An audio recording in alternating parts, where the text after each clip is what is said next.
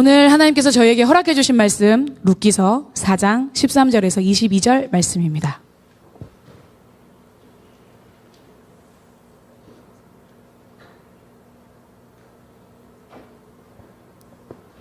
함께 좀 읽었으면 좋겠어요. 말씀을 아주 그냥 씹어 먹겠다라는 표현을 가지고 함께 읽도록 하겠습니다. 시작. 이에 보아스가 룻을 마늘하여 아내로 삼고 그에게 들어갔더니 여호와께서 그에게 임신하게 하심으로 그가 아들을 낳은지라. 여인들이 나오미에게 이르되 찬송할지로다. 여호와께서 오늘 내게 기업 물을 자가 없게 하지 아니하셨도다. 이 아이의 이름이 이스라엘 중에 유명하게 되기를 원하노라. 이는 내 생명의 회복자이며 내 노년의 봉양자라.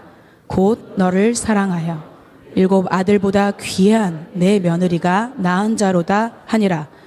나오미가 아기를 받아 품에 품고 그의 양육자가 되니 그의 이웃 여인들이 그에게 이름을 지어주되 나오미에게 아들이 태어났다 하여 그의 이름을 오벳이라 하였는데 그는 다윗의 아버지인 이새의 아버지였더라. 베레스의 계보는 이러하니라. 베레스는 헤스론을 낳고 헤스론은 람을 낳았고 람은 암미나답을 낳았고 암미나답은 나손을 낳았고 나손은 살몬을 낳았고 살몬은 보아스를 낳았고 보아스는 오벳을 낳았고 오벳은 이새를 낳고 이새는 다윗을 낳았더라. 아멘. 오늘 하나님의 시간에 자신을 내어드리는 복된 자라는 제목으로 바로 당신입니다. 함께 나누기 원합니다. 하나님께서 항상 관심이 있어 하시는 것, 늘 저희에게 관심이 있고 이 세상에 관심이 있고 이 온 인류가 하나님 앞에 구원받기를 원하시는 것 하나님의 관심입니다. 그렇지만 더 큰 관심을 있으신 것은 바로 복음과 하나님의 나라입니다. 하나님의 관심사는 하나님의 백성들이 하나님을 주인으로 삼고 왕으로 인정하고 왕의 말씀에 믿음으로 순종해서 하나님께서 준비하시고 예비하시는 복을 이 땅에서 그리고 우리가 가게 될 도래할 하나님의 나라에서 누리는 것이 하나님께서 원하시는 바입니다. 하나님의 계획을 이루어 가시기 위해서 어제도 오늘도 내일도 여전히 일하고 계시는 줄 믿습니다. 그 준비를 이루어 가시는 것을 보여주시고 알려주시기 위해서 저희에게 주신 것이 바로 말씀입니다. 우리의 관심과 우리의 마음이 이것에 집중되어야 될 줄 믿습니다. 하나님께서 원하시는 것에 우리의 관심과 우리의 마음이 집중되기를 지금 이 시간에도 하나님께서는 저희에게 간절히 바라고 원하고 계십니다. 하나님의 때라고 계속 말씀하고 계십니다. 하나님의 때가 어떤 때인가? 라는 그 질문에 목사님께서는 계속 말씀하시죠. 내가 완전히 없어지는 때. 나라는 존재가 완전히 주님 앞에 꺾여지는 때. 그 때를 하나님께서 이끌어 가시는 하나님의 때라고 말씀하고 계십니다. 하나님이 원하신 것을 이루시기에 아주 가장 퍼펙트한 때가 바로 그때인 줄 믿습니다. 사실 저희가 보기에는, 내가 보기에는, 우리가 느끼기에는 아주 절망적이고 아주 망한 것 같고 말도 안 되는 상황과 순간에 놓여 있었던 그때 나한테 왜 이런 일이 일어나지? 왜 접니까 주님? 왜 저인가요? 라고 하는 그런 순간 내 때, 그때를 오늘 본문을 통해서 함께 좀 나눠보기를, 생각해보기를 원합니다.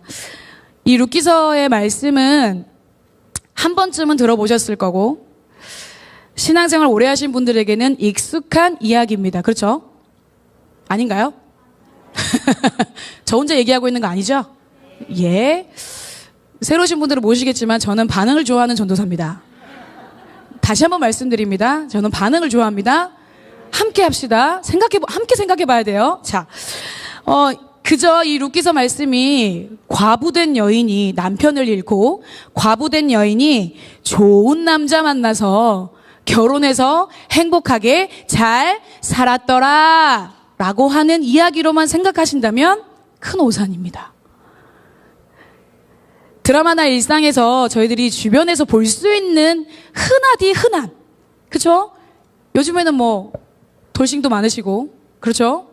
다시 또 사랑을 찾아서 떠나는 요즘 프로그램들이 그런 프로그램들이 많이 있더라고요. 요즘의 세대, 이 세상의 관심이 어디에 있는지가 보여지는 대목이라고 생각을 하는데, 그만큼 저희들에게 흔하고 볼 수 있고 늘상 있는 일이 사실 이 룻기서의 말씀입니다. 과부이자 가난했던 이방 여인이었던 룻을 통해 이 대수롭지 않은 평범한 여인의 삶을 통해서 하나님께서 어떻게 일하셨고 준비하셨는지를 볼 수 있는 장이 바로 이 룻기서의 말씀입니다. 오늘 말씀 봤던 13절의 말씀에 이에 보아스가 룻을 맞이하여 아내로 삼고 나왔습니다. 그러면 아내로 삼게 된 이유가 있을 거 아니에요. 보아스는 누구고 룻은 누구길래 이에 결혼을 했을까요? 그러면 앞으로 가봐야 되겠죠? 혹시 말씀 불쌍하신 분들은 이 13절부터 22절 말씀만 보면은 이해가 잘 안 되실 수 있었을 것 같아요. 제가 일부러 이렇게 잡았습니다. 다 보시라고. 자, 그래서, 1장 1절로 한번 가보겠습니다. 룻기 1장 1절. 말씀 있으시니까 찾아서 또 이렇게 주시니까 볼게요. 자, 1장 1절에 뭐라고 나와 있나요? 사사들이 치리하던 때에. 자, 사사들이 치리하던 때랍니다. 그렇다면 이 사사들이라는 것이 이 룻기서 앞장에 보면 어떤 말씀이 있죠? 사사기서가 있습니다. 그렇죠? 이스라엘의 역사 사사기. 이 사사는 뭐냐면 하나님께서 그 왕이, 사실 이스라엘의 왕은 누구시죠? 하나님이세요. 그런데 이 땅에 왕이 없었으므로 하나님께서 사사들을 세워서 하나님의 통치를 할 수 있는 대리인들을 세워서 이스라엘 백성들을 구원하셨던 역할을 했던 것이 바로 사사입니다. 선지자라고도 할 수 있고. 근데 이 사사기 앞에 있는 이 말씀을 보면요, 목사님 저번 주에도 얘기하셨어요. 사이클이 계속 돈다고. 하나님 여호와 앞에 악을 행하고 회개하고 돌이켜 부르짖어서 하나님 살려주세요. 그러니까 하나님이 사사를 보내서 구원해 주시고, 그런데 다시 또 여호와 앞에서 목전에서 악을 행해서 또 다시 죄의 가운데로 들어갔다가 다시 회개하고 살려주세요. 돌이키고 사사들을 통해서 또 구원하시고, 하나님께서 이 반복되어지는, 그러니까 저희들 사실 어떻게 보면 삶의 패턴일 수도 있는 이 사이클이 계속 반복되어지는 것이 바로 사사기인데, 사사기 끝장에 보면 한 장 앞으로 넘겨보세요. 25절에 보면 그때에 이스라엘의 왕이 없으므로 사람이 각기 자기의 소견에 옳은 대로 행하였더라 라고 나와 있어요. 그냥 자기 마음대로 살았다는 거예요. 하나님의 언약 백성이 이전의 은혜를 기억하지 못하고 하나님을 따르지 않고 하나님의 말씀, 율법을 무시하고 하나님 보시기에 악을 행하는 백성, 그런 나라로 하나님을 버리게 되어진, 하나님의 말씀이 무너진 때, 영적인 암흑의 시대, 율법이 말씀이 무너져 있었던 그때 이스라엘의 진정한 왕이신 하나님을 백성들이 떠났을 때, 하나님께서 때때마다 사사들을 세우셔서 당신들의 백성을 구원하셨던 그때가 바로 1장 1절에 사사들이 치리하던 때입니다. 참, 이 한 문장 가지고도 많은 말을 하죠. 어찌했을까? 4장까지 있는데. 자, 잘 조절해 보겠습니다. 그 땅에 그 흉년이 들었다는 거예요. 근데 여러분 생각해 보세요. 이런 생각 해보신 적 있나요? 왜 사사기와 사무엘서 사이에 룻기가 들어가 있을까? 저는 이런 생각을 해봤거든요.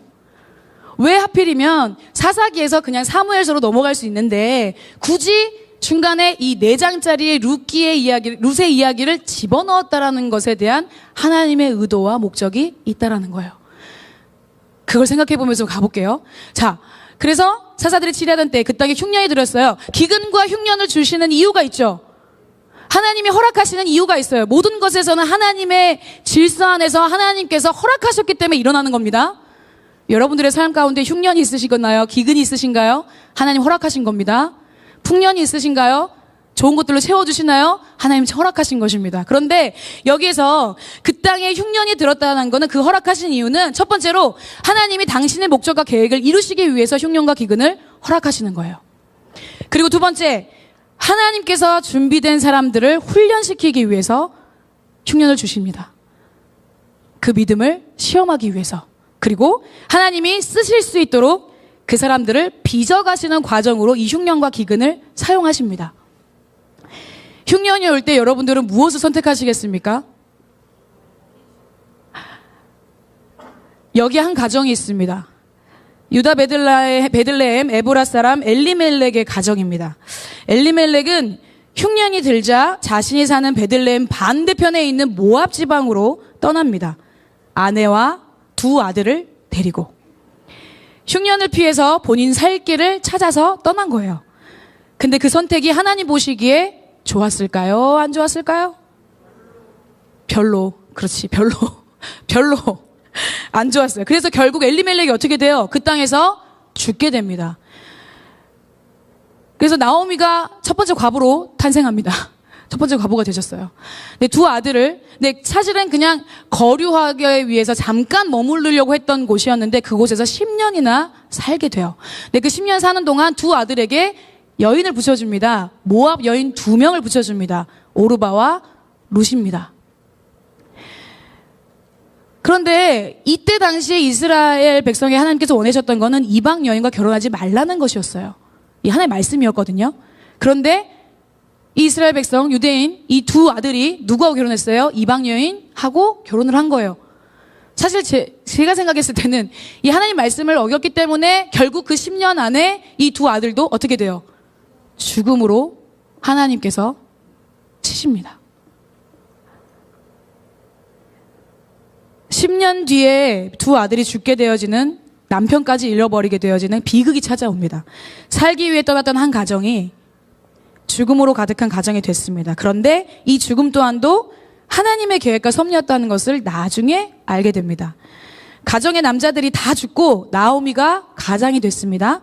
나오미는 평소에도 여호와께 집중한 자였다라고 생각합니다.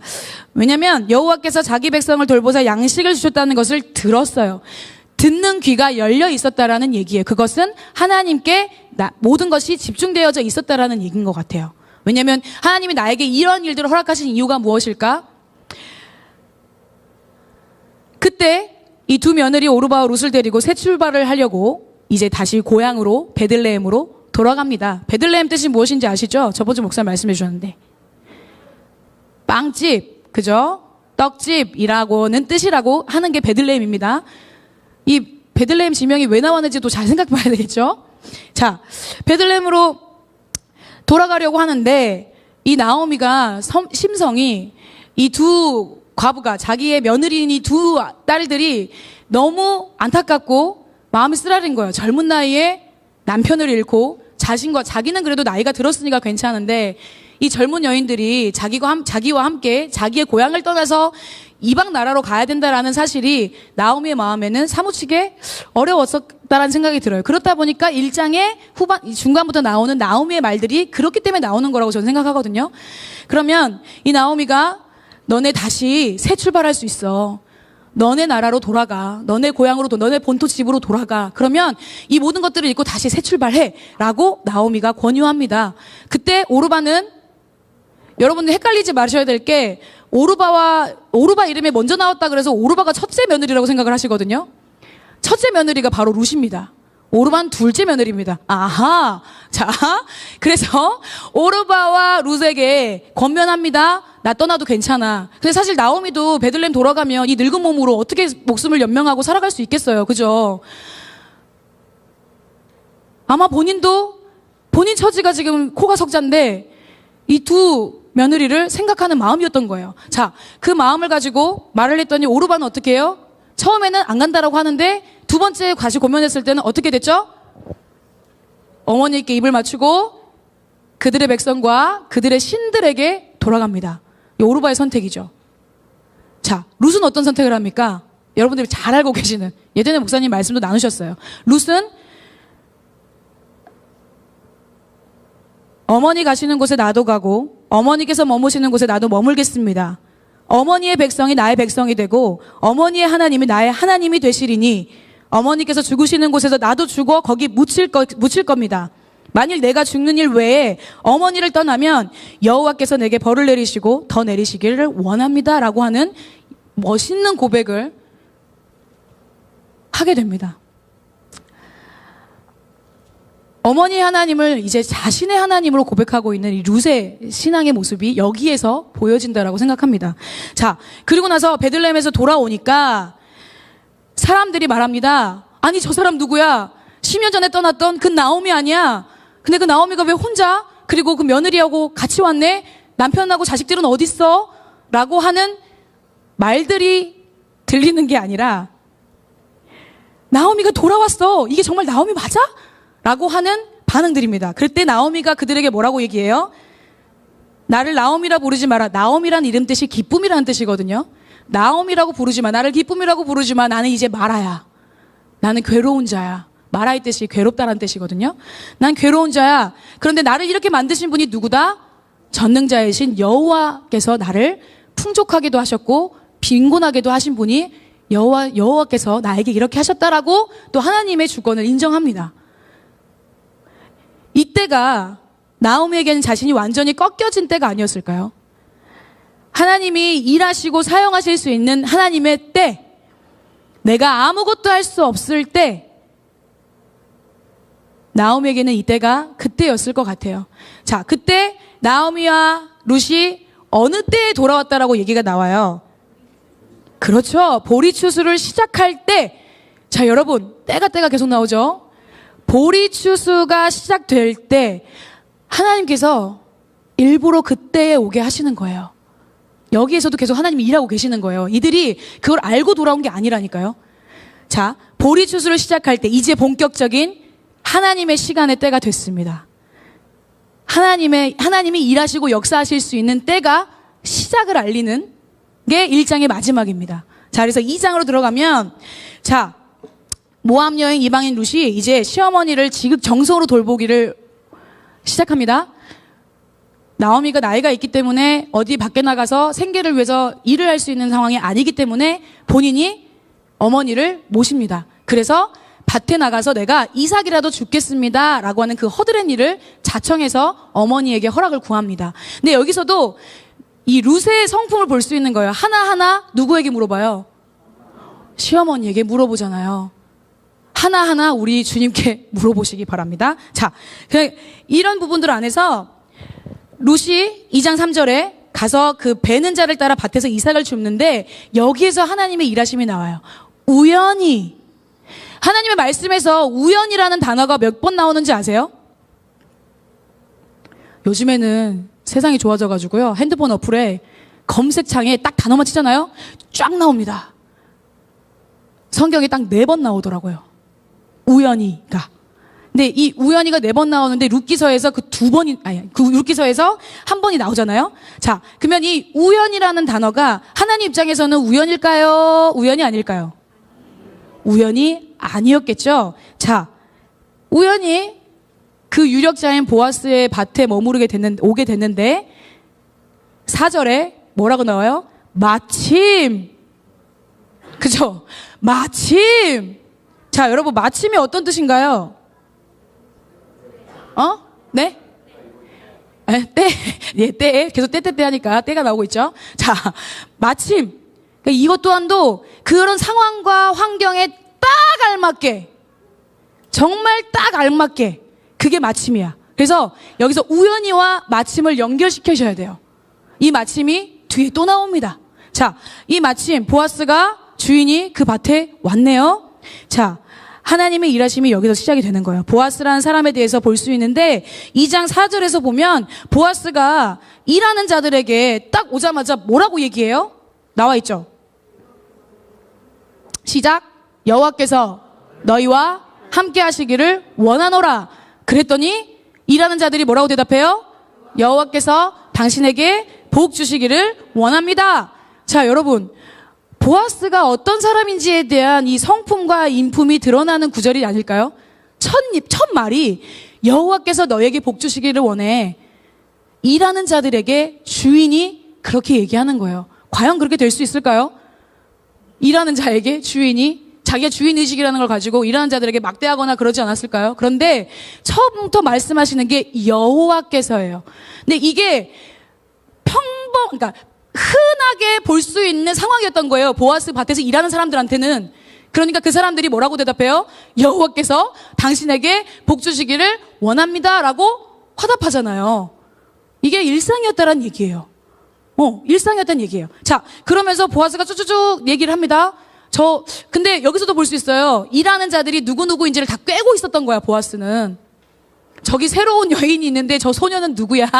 라고 물어보잖아요. 그렇다는 건 자기 밭에서 일하는 사람들에 대한 신상 정보 모든 것들을 알고 있었다라는 얘기예요. 여기서도 보아스의 인품이, 성격이 보이는 거야. 자, 그러면 그랬을 때 그 물어본 사환이, 이 사람은 이방 여인, 모압 여인 룻인데 이삭을 죽게 해달라고 와서 부탁해서 아침부터 지금까지 잠깐 쉬는 것 빼고는 계속해서 이삭을 죽고 있어요 라고 주인에게 얘기를 합니다. 그러면 여기서도 룻의 성품이 보이는 거예요. 성실했어요. 그죠? 아침부터 저녁까지 잠깐 쉬는 것 외에는 이삭 줍는 것을 멈추지 않았대요. 주변 사람들이 룻에 대해서 그렇게 얘기를 하는 거예요. 사실 이방 여인이잖아요. 모압 여인이잖아요. 그러면 유대인들에게는, 이스라엘 백성들에게는 적대시되어지고 차별당하게 되고 냉대받게 되어지는 게 사실은 이방 사람들이에요. 너희들에겐 구원이 없어, 우리에게는 구원이 있어. 이 선민의식이 가득했던 사람들이었기 때문에 이방 여인을 고운 시선으로 볼 리가 없다라는 거예요. 그런데 고운 시선으로 볼 리 없는 그 사람들의 반응이 너무나 곱고 아름답게 인정해주고 바라보고 있잖아요. 그죠? 자, 그러면서 보아스가 룻에게 얘기합니다. 내 딸아 들으라 하면서 쭉 얘기를 해요. 내 밭에서 있어. 내 소녀들과 함께 있어. 그리고 더우니 땡볕에 이삭 줍는 거 허리 계속 숙이고 이런다고 한번 생각해 보십시오. 얼마나 힘들겠어요. 근데 그 힘든 것 가운데 계속 죽고 있으니까 내 소년들이 떠온 물을 너도 마셔도 돼. 사실 이건 얼마나 큰 은혜인지, 중동 땅에서. 우리가 지금 그런 데 안 살아봤으니까 모르는 거지. 그 땅에서 얼마나 큰 은혜의 특권인지를, 특권을 주고 있는 거예요, 보아스가. 근데 뭐라고 얘기해요? 이 룻이 내가 어떤 자이기에, 나는 이방 여인이고 난 당신의 종이, 당신의 하녀보다도 못한 자인데 왜 나에게 이런 은혜를 베푸십니까? 라고 했더니 보아스가 뭐래요? 11절에 내 남편이 죽은 후로 내가 시어머니에게 행한 모든 것과 내 부모와 고국을 떠나 전에 알지 못하던 백성으로 온 일이 내게 분명히 알려졌느니라. 이방 여인 룻, 나오미의 며느리란 사실을 듣자마자 보아스는 안 거예요. 그러면 그 반대편에 있는 베들레헴까지, 그리고 나오미가 와 있었던 그 시간에서부터 보아스의 귀에 정말 시어머니를 향한 지극한 효심과 사랑으로 돌보고 있었다라는 것이 들려졌고 보여졌다라는 거잖아요. 이게 또 저희들이 주목해서 봐야 될 부분이라고 생각이 듭니다. 자, 갈 길이 멀어요. 자, 쭉 가겠습니다. 일단 제가 말씀을 같이 함께 나누고자 하는 부분은 전체적인 스토리 라인을 여러분들이 알고 있어야지 이게 이해가 되기 때문에 하는 거예요. 이런 말도 하면 안 돼. 빨리 가야 돼. 자, 그래서 그래서 이들이 보아스가 또 이삭 주는 소년들한테 룻 몰래 그 안에 있게 하고 좀 곡식을 거둘 때 알을 좀 더 빼서 룻이 많이 주울 수 있도록 도와줘라고 뒤에서 공작을 핍니다. 도와주는 거죠. 그래서 이 룻이 그날 거둬들인 밀, 사실 이삭을 줍는 게 얼마나 나오겠어요? 그런데 이 보리가 한 에바쯤 되니라 이런 게 20kg 정도래요. 그러면 그 하루 종일 얼마나 많이, 그러니까 떨군 것들이 얼마나 많이 있었으면 했을까? 물론 하루 종일 일했으니까 그런 것도 있겠지만 그 쬐끄만한 그 이삭 주워가지고 20kg를 만드는 게 쉽습니까? 아니죠? 여기서도 보아스가 그 20kg가 될 수 있도록 은혜를 베풀었다는 거예요. 그죠? 자, 그래서 이제 시어머니에게 그걸 들고 가는데 시어머니 놀랍니다. 너가 하루에 지금 이삭 줍는 게 이 정도를 주워왔다고? 그러니까 이제 이 나오미 시어머니가 이거는 있을 수 없는 일인데 라고 생각한 거예요. 그래서 도대체 너는 어디 밭에서, 누구의 밭에서 이삭을 주운 거니? 라고 얘기를 했을 때 이제 룻이 어떻게 해요? 시어머니에게 있는 그대로 쫙 얘기하죠. 숨기거나 과감하거나 제가 조금 더 열심히 했어 이런 게 아니라 정말 그냥 있는 사실 그대로를 시어머니께 아뢰잖아요. 자, 그렇게 아뢰고 나서 결국에 보리 추수와 밀 추수가 마치기까지 시어머니와 함께 보아스 밭에서 일하고 먹고 누릴 수 있었다는 이야기가 이제 2장의 끝에까지 나오는 거예요. 자, 이제 3장. 오늘의 두둥, 결혼을 어떻게 하게 되었는가라고 하는 스토리가 드디어 나옵니다. 자, 3장에서 그 밀추수에 마치기 전까지 보아스의 밭에서 먹고 누렸잖아요. 기간이 어느 정도 지난 거예요. 그런데 이제 여기서 나오미가 고민이 시작됩니다.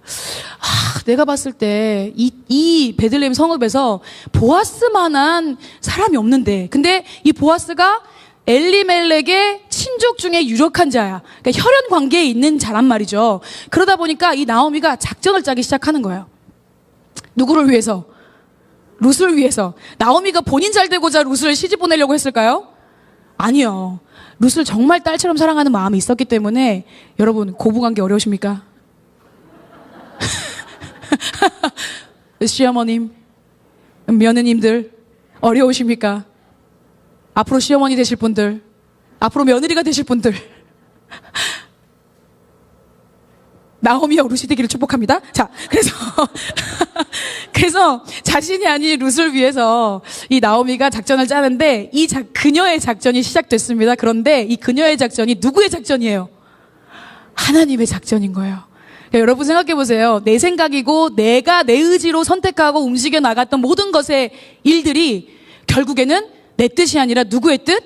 하나님의 뜻이었다는 거예요. 자, 그런데 여러분, 이제 작전을 설명드리겠습니다. 어떻게, 루사, 이렇게 한번 해보는 게 어떻겠니? 라면서 이제 나오미가 얘기를 합니다. 너가 오늘 밤에 보리를 타작하는 날이니까, 그러니까 보리를 알을 거둬들이는 날이에요. 그러니까 이 알곡과 쭉정이를 거둬들이는 때예요. 타작마당에서 보리를 까분다고 하니까 너가 목욕하고 좋은 옷을 갈아입고 기름을 바르고 네가 그 밤에 보아스의 발치에 들어가. 그러면 그때 보아스가 알아서 할 거야. 여러분, 자, 이 말이 상식적으로 들리세요? 아니, 우리 그냥 말씀이니까 그랬다더라 라고 들어가니까 하지만 사실 실제의 상황으로 생각해 보십시오. 이게 과연 상식적이고 도덕적이고 지금 이거 율법을 지키는 거예요? 아니잖아요. 보리를 타작하는 타작마당에는 여인이 가는 것이 금지되어 있어요. 여인이 들어가면 안 돼요. 그런데 시어머니 나오미는 룻에게 금지되어 있는 거를 어기라고 한 거예요. 보통 상황에서 이 요구가 가능이나 합니까? 과연 이 상황에서 나라면, 내가 룻이라면, 형제자매 할 것 없이 생각해 보십시오. 내가 룻이라면 따를 수 있으시겠어요? 이 말도 안 되는 말씀, 어머니가 드디어 나이가 드셨더니 노망이 드셨나, 미치셨나, 이렇게 생각할 수 있지 않아요? 그렇잖아요. 우리의 생각은 그랬을 것, 저의 생각은 그랬을 것 같아요. 이 말도 안 되는 저를요? 근데 룻은 계산하지 않고, 잔머리 굴리지 않고, 의심하지 않고, 다른 생각하지 않고, 말도 안 되고 상식적이지도 않고 이해도 안 되는 그 시어머니의 말씀을 어떻게 했다 그랬어요? 어머니의 말씀대로 내가 다 행하리이다 라고 고백하고 타작마당으로 내려가서 진행합니다. 근데 여러분 생각해 보십시오. 지금 보니까 만약 주님이 나에게 얼토당토하는 말씀을 하실 때 내가 할 수 있는 순종이 있고 내가 할 수 없는 순종이 있어요. 누구나 할 수 있는 순종이 있고 누구나 할 수 없는 순종이 있어요. 근데 지금 룻에게 명령하고 요구한 것은 누구나 할 수 없는 순종을 요구를 한 거란 말이죠. 그러면 하나님께서 나에게 너의 대적에게 나아가 사랑한다고 말해. 또는 네 원수를 네 몸과 같이 사랑해. 사실 이 말씀 예수님께서 저희에게 하신 말씀이잖아요. 하나님을 마음과 뜻과 힘을 다하여 목숨을 다하여 사랑하고 내 이웃을 내 몸과 같이 사랑하라. 사실 예수님께서 우리에게 하신 말씀이에요. 그럼 만약에 나의 대적에게, 나의 원수에게 나는 절대 저 사람하고 같이 안 있을 거야, 나는 절대 저 자리는 안 갈 거야 라고 하는 그 자리에 하나님께서 말도 안 되는 요구를 하신다면 그럼 그때 나는 어떻게 반응하시겠어요? 무엇을 선택하시겠어요? 자, 드디어 시어머니의 명령대로 타작마당으로 룻이 갑니다. 이때 룻의 심정은 어떠했을까요? 밤이 될 때까지 상황을 주시하면서 숨어 있었겠죠.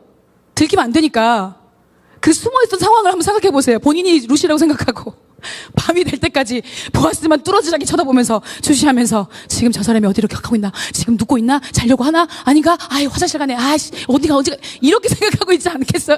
그러니까 룻의 상황을 생각을 해보자는 거예요. 우리가 말씀 안에 그 말이 없으니까 그냥 생각을 안 하는데 그 상황에서 룻은 심정이 어땠을까? 이거 좀 아니지 않나?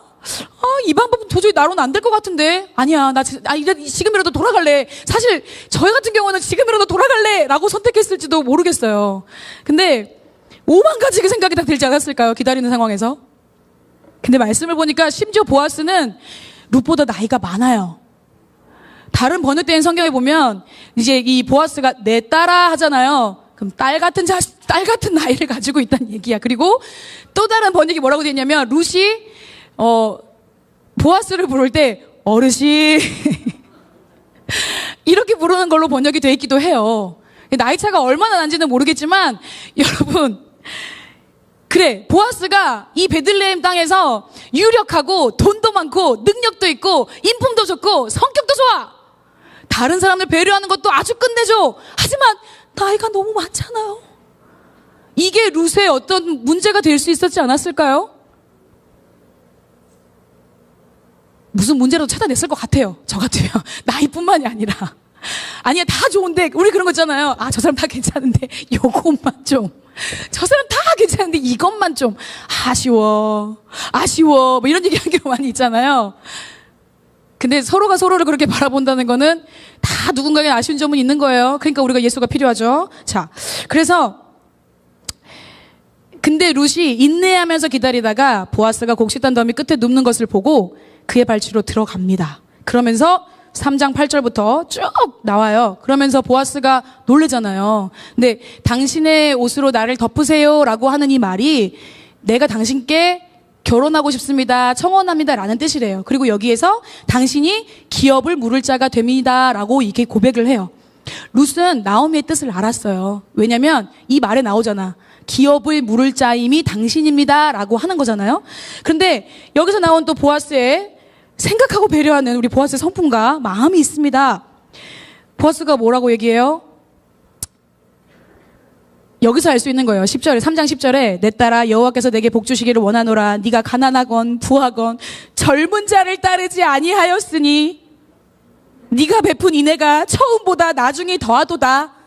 여기서 나오는 거예요. 네 또래 사람을 만나지 않고 나같이 나이 많은 사람한테 기업을 물을 자라고 고백하고 있는 네 고백이 대단한 거다라고 인정하는 거예요.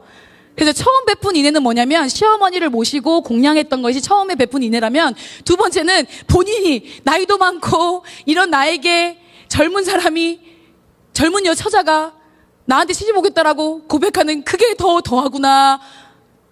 감동의 말을 한 거예요. 이 보아스의 말 표현대로. 그러면서 얘기하는 거예요. 네가 현숙한 여인인 줄 알아. 내가 오늘 밤에는 두려워하지 마. 근데 이 엘리멜렉의 기업을 물을 자가 나보다 더 가까운 사람이 있어. 내가 그 일을 하고 싶지만 더 가까운 사람이 있으니 날이 밝으면 내가 그 사람에게 기업을 물을 수 있는지를 물어보고, 이게 법이었어요. 물어보고 일이 그 사람이 물은다라고 한다면 일을 이렇게 진행해서 너희의 가정을 구원해 볼게. 근데 만약 그 사람이 안 물은다라고 한다면 꼭 내가 그것을 물어서 기업을 물을 자가 될게 라고 하는 약속을 하고 올라갑니다. 근데 또 그냥 올라가는 게 아니에요. 여기에서 타작마당에 여인이 들어오는 것을 사람들이 보면 알면 안 되니까 조심해서 나가라고 또 배려해줘요. 그러니까 보아스가 얼마나 남을 배려하고 살았는지에 대한 부분이 보이는 거예요. 그러면서 시어머니한테 그냥 가지 말고 보리 6대를 옷자락을 펴서 담아줘요. 그죠? 이게 보통 쉽습니까? 쉽지 않아요. 여러분, 가지고 있는 건 아무리 많이 갖고 있는 사람들이 사실은 더 많이 안 내놓거든요. 내놓으란 얘기가 아니고요. 자, 그래서 쭉 나와서 이제 보아스가 성문으로 날이 밝자마자 올라가서 성문 앞에서 기다리고 있습니다. 그때는 성문이 넓었어요. 그 성문 안에서 재판도 하고 여러 가지 일들을 결정하는 것들을 했거든요. 유력한 자, 이 베들레헴 성읍 안에서 보아스를 모르는 사람이 없어요. 자, 보아스가 성문 앞에 올라가서 앉아 있습니다. 그런데 여기 또 아까 말씀드렸던 뭐가 나와요? 마침이 나와요. 마침. 여러분 재밌죠? 마침이 나옵니다. 근데 이 마침 보아스가 말하던 기업 물을 자 아무개가 지나가더라. 과연 이게 우리가 그 성읍의 많은 사람들 중에서 그 기업을 물을 자가 그 자리를 지당할 것이라는 것에 대한 우연이 얼마만큼 확률이 될까요? 살고 있는 사람 수만큼의 확률이겠죠? 그런데 마침 여기서도 하나님이 마침 그 자리를 지나가도록 기업 물을 자가 가까운 자가 지나가도록 하신 거야. 자, 그럼 마침 그래서 아무개야 이리 와서 앉아라 그러면서 쭉 설명을 합니다. 이런 일이 있는데 엘림에게 친족의 땅을 사서 네가 기업 물을 자가 될 거냐 했더니 이 사람 생각해 보니까 그 사람이 땅을 사가지고 자기가 기업 물자가 되면 자기한테는 이익이거든. 재산이 불려나는 거거든요. 그렇기 때문에 내가 하겠습니다 해요. 그런데 이제 보아스가 또 하나 강조합니다. 그 땅을 사게 되고 네가 엘리멜렉의 기업 물을 자가 되면 그의 아들 말론의 아내 룻을 아내로 취해야 돼라고 얘기했어요. 근데 그 의미가 뭐냐면 그 말론의 와이프를 아내를 취하게 되면 놓게 되어지는 자녀들 있잖아요. 그 자녀들이 자기 자식이 돼요? 안 돼요? 안 되는 거예요. 말론의 자식이 되는 거예요. 그러면 말론의 자녀가 되기 때문에 자기가 누리고 있었던 모든 기업의 유산이 누구한테 가? 자기 아들한테 가는 것도 아니야. 자기 아들인데 아들을 아들이라고 부르지를 못해요. 그때 당신 그랬어. 그래서 자기 아들인데 자기 아들이 아니라 말론의 아들이기 때문에 그 기업이 누구한테 가? 남한테 가는 거야. 내 아들한테 가는 게 아니라 내 유산이 내 계보로 쭉 가는 게 아니라 남한테 가게 되는 거예요. 그러니까 이 사람이 나는 우리 기업 손해볼 것 같아서 그건 안 될 것 같습니다. 나 못하겠습니다. 당신이 하세요. 그러면서 얘기를 하는 일들을 통해서 보아스가 결국 기업 물을 자가 되는 거예요. 자, 기업 물을 자라는 게 중요한 포인트겠죠, 여기서. 그 이스라엘 당시에는 고엘 제도라는 게 있어요. 이 고엘이 뭐냐면, 무르다, 히브리어로 고엘, 무르다, 되찾다, 구속하다. 무르는 자, 회복할 자, 구속할 자의 뜻을 담고 있어요. 그러니까 양도했거나 빼앗겼거나 잃어버린 것을 되찾아주는 사람이 기업 물을 자예요. 고엘은 어려움에 처한 친족을 구해내는 사람을 의미하고 고대 이스라엘 사회에서는 혈연 공동체 중심이었기 때문에 공동체 결속을 위해서 친족들 사이에서 지켜야 할 권리와 의무를 상호 보호 제도로 만들어 놓은 게 고엘 제도예요.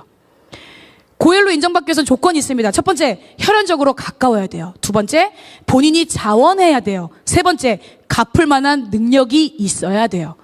자, 고엘 제도가 언제 되냐면, 가난한 형제가 빚 때문에 종으로 팔려가게 됐을 경우, 가까운 친척이 그 빚을 갚음으로 그의 종의 굴레에서 벗어나게 해주는 거를 고엘 제도라고 해요. 그리고 형제가 어려워서 자신의 토지를 팔았을 경우에 가까운 친척이 일정 기간 후에 그 값을 치러서 다시 그 토지를 돌려받게 하는 거. 그리고 자기 형제가 죄를 지었을 경우에 친족은 그 형제의 죄값을 물을 의무를 가지고 있는 게 고엘이고, 친족 중 한 사람이 누군가에게 살해당했을 경우에 가까운 친척이 그를 위해 피해 보복자가 되는 게 고엘 제도예요. 그리고 형제가 자식이 없이 죽었을 경우에 그 공동체 존속을 위해서 가까운 형제 순으로 남겨진 미망인과 동침해서 기업을 이을 자를 낳게 해주는 게 이걸 계대 결혼이라고 하는데, 이게 고엘 제도예요.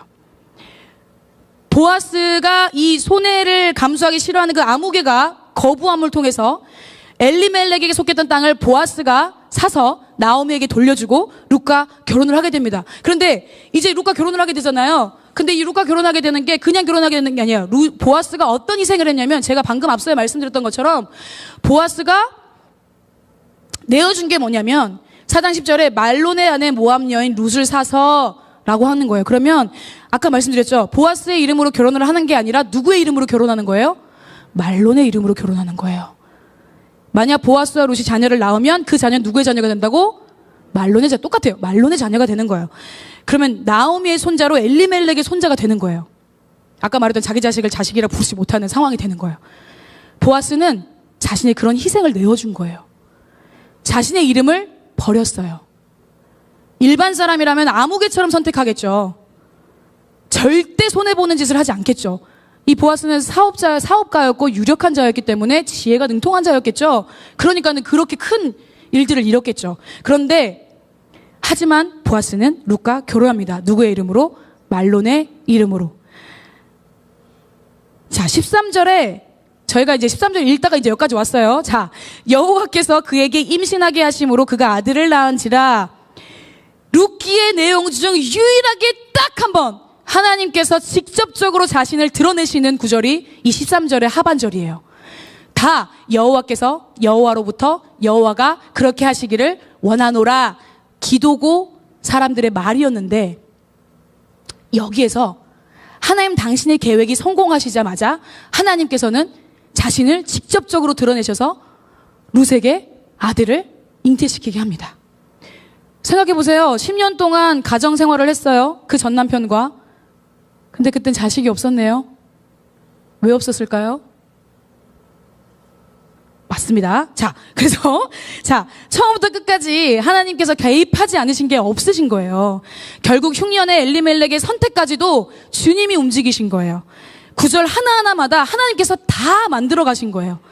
사사시대, 어둠의 시대, 하나님이 없는 것 같고 하나님의 말씀이 희귀한 그때에도 여전히 하나님께서는 준비하시고 예비하시고 말씀을 이루어 가시는 분이십니다. 그런데 17절까지 그의 이제 나중에 이런 부분들 자세히 또 금요일에 나눌게요. 그의 이웃 여인들이 그에게 이름을 지어주되 나오미 이 아들이 태어났다 해서 오벳이라고 다윗의 아버지인 이새의 아버지였더라 라고 룻기가 끝나도 돼요. 그죠? 그런데 굳이 18절부터 22절 5구절에 이르러서 계보를 쫙 나열을 합니다. 이 베레스의 계보는 이러하니라 이거를 기록한 이유가 있어요. 베레스가 누구인지 아세요? 혹시 말씀 묵상하시면서 베레스 찾아보신 분 있으신가요? 있죠. 베레스가 누구냐면 야곱의 아들 중 레아가 낳은 4번째 아들 유다, 기억나세요? 이스라엘의 12지파 중에 하나의 유다 지파, 그죠? 이 유다가 아우 요셉을 이스마엘 사람들에게 팔아서 애굽으로 보내자라고 했던 사람이고, 나중에는 가족의 생계를 위해서 자신을 희생하면서 아버지 야곱을 설득해서 요셉을 만나게 할 수 있게 베냐민을 볼모로 데리고 갈 수 있도록 하는 것까지 자신의 행동을 뉘우치고, 예전에 목사님이 말씀 나누신 적 있어요. 그래서 유다의 변화로 그렇게 변화되어진 그 유다가 세 아들이 있었어요. 첫째 아들에게 며느리를 줬는데 그 며느리가 이방 여인 다말이었어요. 근데 이 다말 여인이 이방 여인과 결혼을 했기 때문에, 근데 이 유다의 첫째 아들이 여호와 앞에서 악을 행하셨기 때문에 하나님이 또 죽음으로 그를 치십니다. 첫째 아들이 죽었어요. 그러면 지금 계속 계대 얘기 나오고 있잖아요. 그 고엘의 지금 제도 얘기하고 있잖아요. 그럼 어떻게 돼요? 세 아들이 있었잖아. 그럼 첫째 아들이 죽었어요. 그러면은 이 형수님은 누구한테로 들어가요? 둘째 아들하고 결혼을 다시 해야 되는 거예요. 자손을 이을 분명한 목적이 있기 때문에. 그래서 둘째 아들이 형수님과 함께 결혼을 합니다. 그런데 이 둘째 아들이, 이 고엘 제도가 뭐예요? 자기 자식을 자식이라고 부르지 못하는, 그게 싫어가지고 이 둘째 아들이 또 죄를 범합니다. 자기 아들이 안 될 걸 아니까. 그래도 하나님이 그걸 또 악하게 보시고 둘째 아들까지 죽이세요. 그래서 다말이 두 번째 과부가 됩니다. 근데 마지막 아들이 있는데 이 아들은 아직 어려요. 그래서 유다가 두 아들을 잃었잖아. 그러니까 이 막내 아들이 장성하기까지 너 본가에 가 있어. 내가 이 셋째 아들이 크면 너를 다시 데리고 올게 라고 하는 이야기예요. 그런데 이 유다가 자기 아들도 또 죽을까봐 다말을 데리고 와요? 안 데리고 와요? 안 데리고 와요. 안 데리고 오니까 다말이 계속해서 기다리고 있었던 거죠.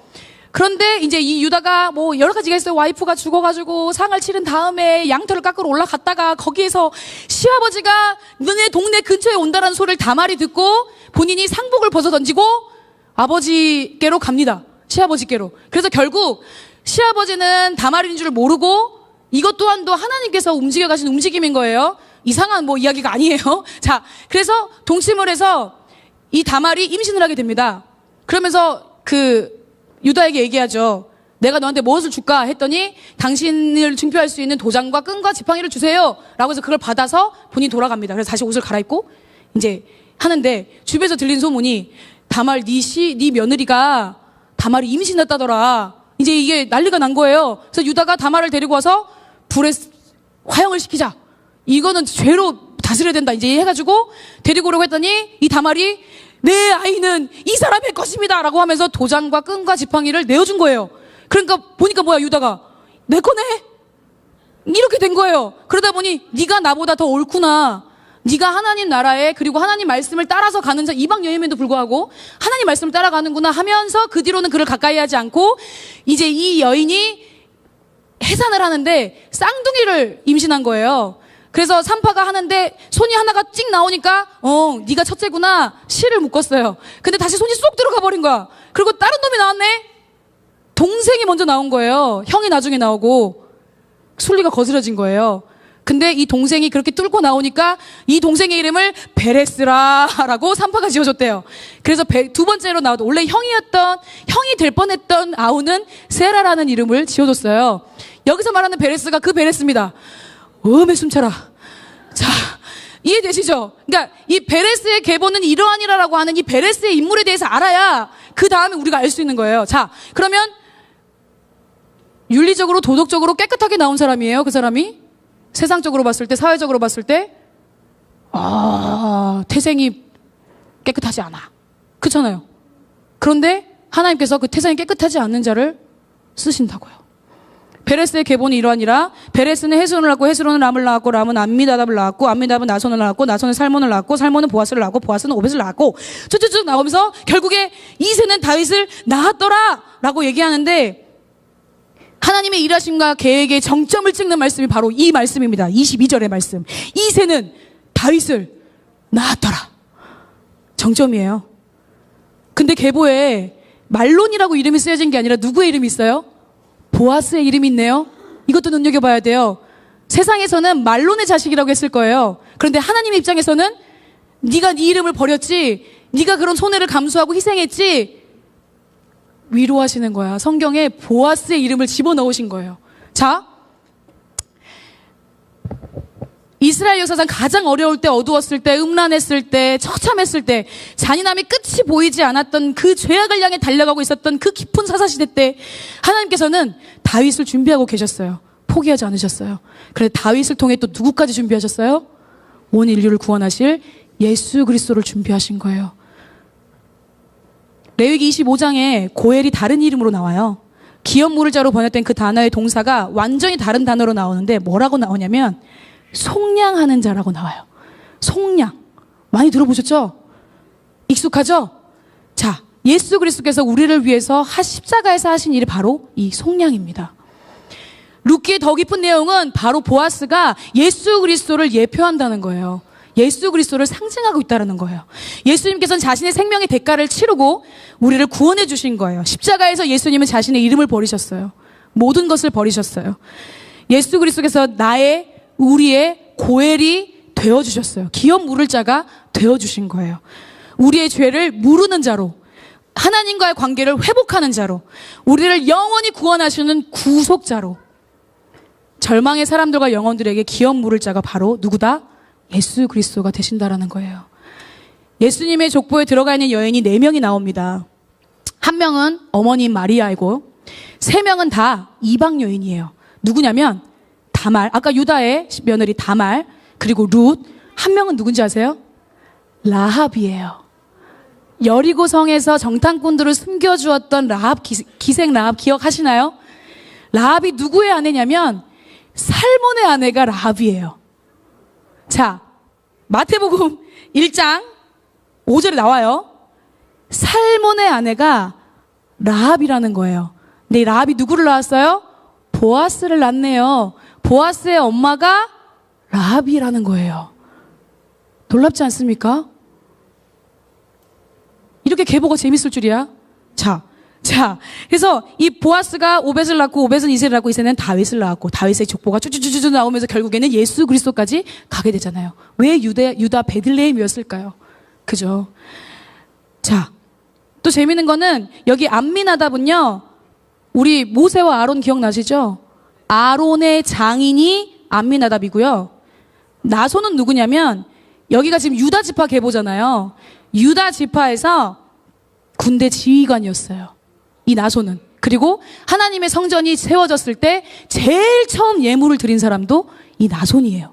말씀에 다 나와 있습니다. 제가 여러분 대신해서 열심히 찾아봤어요. 자, 그래서 이 나손이 누구를 낳아요? 살몬을 낳았고 이스라엘 정탐했던 그 정탐꾼과 함께 결혼한 기생 라합의 아들이 보아스인 거예요.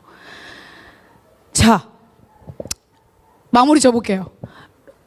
룻과 보아스, 나오미는 자신들의 계보에서 예수 그리스도가 인류를 구원할 메시아가 나올 것을 알았을까요? 이게 포인트예요. 자, 몰랐을 거예요. 주어진 삶의 자리에서 여호와를 경외하면서 여호와의 말씀대로 순간순간 선택하고 순종하면서 살다가 생을 마감했을 거예요. 자신들의 생각과 의지대로 하는 것 같았지만 결국 하나님이 하셨고 하나님 손 안에 있었다는 거예요. 우리 인간은요, 하나님의 시간인 줄 몰라요. 지금이. 그런데 순간순간 믿음으로 선택하는 것을 통해서 그 선택하는 것을 행동하고 살아내는 것을 통해서 일어나고 발생하는 모든 과정과 결과들이 결국 하나님의 섭리였고 하나님의 뜻을 이루어 가시는 과정이었음을 시간이 지나고 나서야 알게 됩니다. 저희들은. 죽을 때까지 하나님의 계획과 뜻 다 모를 수도 있어요. 어떻게 하나님의 뜻을 다 이해하겠어요? 유한한 우리가 무한하신 하나님을. 그럼에도 불구하고 도덕적이지 않고 비윤리적이고 사회적으로 건강하지 못하고 누가 봐도 손가락질 당하는 그런 사람들, 연약한 자들을 통해서 잘하고 못하고 기준이 아니에요. 하나님의 기준에서는. 하나님이 작정하시고 이루어 가시는 것은 우리의 생각과 너무도 다릅니다. 말도 안 되는 사람들과 상황들을 하나님께서 사용하셔요. 말도 안 되는 사람, 말도 안 되는 사람들, 말도 안 되는 공동체, 하나님 사용하시는 거예요. 자신들의 필요와 체험을 향해서 그 베들레헴 땅을 떠났던 그들이 비워지고 잃어버리고 죽음을 통해서 다시 돌아왔을 때 이제 다시 여호와로 새롭게 되어지고 채워지고 채우심을 경험하게 된 자들이 되었어요. 잃은 자에서 찾은 자로, 무너진 자에서 회복된 자로, 절망에서 희망으로, 죽음에서 생명으로. 그렇기 때문에 우리에게 매 순간순간의 선택은 성령님의 지혜로 해야 되는 것이 맞습니다. 나의 말과 행동이 주님 원하시는 것으로 하는 게 맞아요. 내가 지금 하는 말과 행동이 나중에 어떻게든 나에게 다시 돌아온다는 사실을 잊지 말고 다른 사람들을, 사실 이 룻의 과정들을 다른 사람들은 모르잖아요. 여기에 있었던 장로들이나 이방 여인들이나 이 다른 성읍에 있던 사람들이 이 디테일한 상황과 과정들을 다 아나요? 모른다고요. 모르기 때문에 함부로 우리가 추측하고 재단하고 판단하는 것은 안 됩니다. 그게 누구든지 두렵고 떨리는 마음으로 행해야 되는 거예요. 한 가정의 이야기에서, 그러니까 큰 위대하신 하나님의 역사 속에 정말 세밀하고 디테일한 어디에서나 볼 것 같은 한 가정의 이야기를 온 인류의 구원의 역사의 이야기로 만드시는 그 하나님의 놀라우심이 우리가 믿는 하나님이시라는 거예요. 저와 여러분이 믿는 하나님, 이런 분이십니다.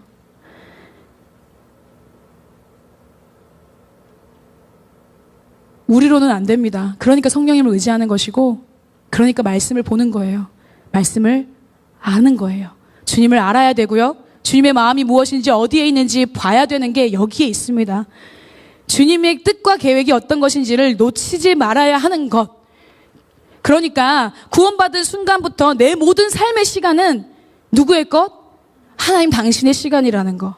우리는 하나님의 시간을 내 시간으로 끌어당기려고 해요. 내 시간에 하나님의 시간을 맞추려고 한다고요. 하나님께서는 우리가 하나님의 시간 안으로 들어오기를 원하세요. 하나님의 시간에 여러분 들어가고 싶으십니까? 내가 이미 구원받았다면 난 이미 하나님 시간 안에 들어온 자예요. 존재적으로는 그런 자예요. 그런데 상태적으로 그 시간이 정말 하나님의 시간인 것을 인식하고 인정해드리면서 내 시간이 아니라, 나의 것이 아니라 하나님의 시간, 하나님의 것입니다라고 인정하고 여기는 믿음이 우리 가운데 연약하기 때문에 자꾸 넘어지고 그 시간을 하나님께 드리지 못하는 게 저인 것 같아요.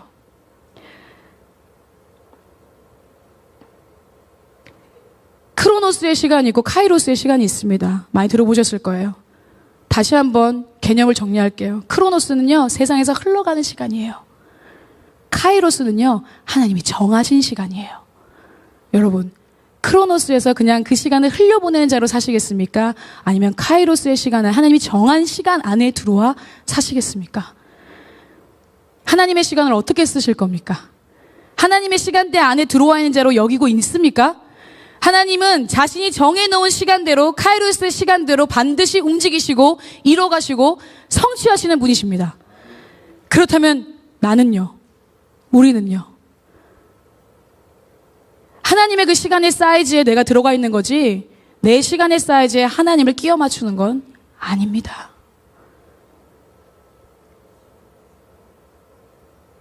지금을 하나님의 시간으로 여기는 믿음, 저희 가운데 더 깊어지고 풍성해지는, 그래서 하나님의 시간에 자신을 내어드린다라는 표현이 그분의 주권을 인정하고 우연히, 하나님 사전에 우연은 없어요. 그런데 우연히 마침 하나님께서 일하시고 역사하시는 그 계획들이 지금 여러분들이 지내고 있는 절망 가운데 있든 고통 가운데 있든 어려움 가운데 있든 힘든 가운데 있든 어떤 상황 가운데 놓여 있을지라도 그 상황을 허락하신 분은 하나님이십니다. 이 나라의 상황을 이렇게 허락하신 것도 하나님이세요. 하나님이 우리의 왕이십니다. 그렇다면 지금 우리가 하나님의 시간 속에서 무엇을 해야 되는가가 중요한 거예요.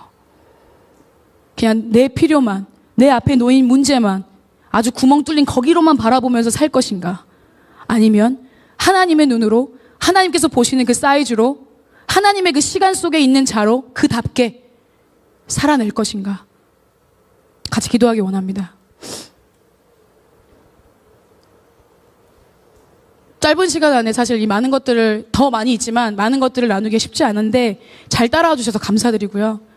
제가 말의 속도가 좀 많이 빨랐을지도 몰라요. 그런데도 잘 들어주셔서 감사하고. 근데 모든 것을 다 떠나서 여러분들이 정말 예수 그리스도를 나의 구주로 받아들였고 그분이 나의 구원자, 나의 영원한 생명이 주신 분, 나의 아버지, 나의 주인, 나의 왕이라고 여기신다면 이제는 여러분들이 누리는 그 시간은 여러분의 것이 아닙니다. 나의 것이 아니에요. 내 것처럼 사용하고 있는 게 그게 하나님 은혜거든요, 사실. 시간뿐만이 아닙니다. 내게 주어주신 물질, 내게 주어주신 건강, 내게 주어주신 가정, 내가 일하고 있는 직장, 내가 삶을 살아가고 있는 삶의 모든 터전, 그리고 우리가 함께 할 수 있는 이 공동체를 주신 것, 이것이 모든 것이 다 하나님의 은혜예요. 그 시간과 마음, 시간을 사전에서 찾아보니까 이렇게 나오더라고요. 어떤 일을 하기로 정하여진 동안, 때의 흐름. 세상의 시간과 하나님의 시간은 다릅니다. 그걸 정말로 믿음으로 여긴다면 오늘 이 시간 함께 구합시다. 성령님, 하나님의 시간을 내 시간이라고 우기면서 살았던 나의 삶의 모든 부분들 내어드립니다. 내려놓습니다. 하나님의 시간이 아닌 나의 시간으로 주장하고 여기면서 했었던 많은 말들과 많은 행동들과 많은 상황들과 많은 문제들과 당연한 것처럼 여겨졌던 그 모든 것들이 하나님 당신의 것이었음을 이 시간 고백합니다. 하나님 우리를 긍휼히 여겨주십시오. 불쌍히 여겨주십시오. 그 하나님의 시간에 나를 내어드리기를 원합니다. 우리 그런 마음으로 간절한 마음을 담아서 우리 주님의 이름 한번 부르면서 기도하겠습니다. 기도합니다. 주여.